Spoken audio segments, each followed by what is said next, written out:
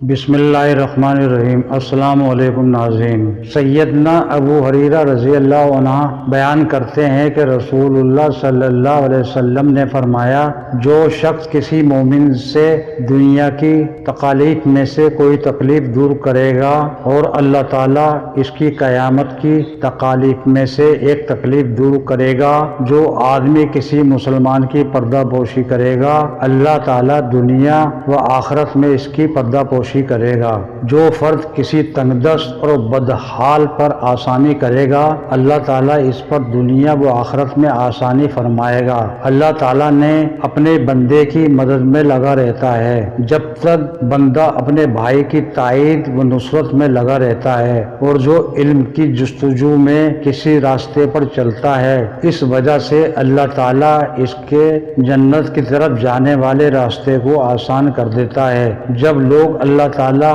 کے کسی گھر میں جمع ہو کر کتاب الہی کی تلاوت کرتے ہیں اور اس کی ایک دوسرے کو تعلیم دیتے ہیں تو ان پر سکینت کا نزول ہوتا ہے، رحمت ان کو ڈھانپ لیتی ہے، فرشتے ان کو گھیر لیتے ہیں، اور اللہ تعالیٰ ان کا ذکر ان ہستیوں میں کرتا ہے جو اس کے پاس ہیں، اور جس شخص کو اس کے عمل نے پیچھے کر دیا، اس کا نصب اس کو آگے نہیں لے جا سکے گا۔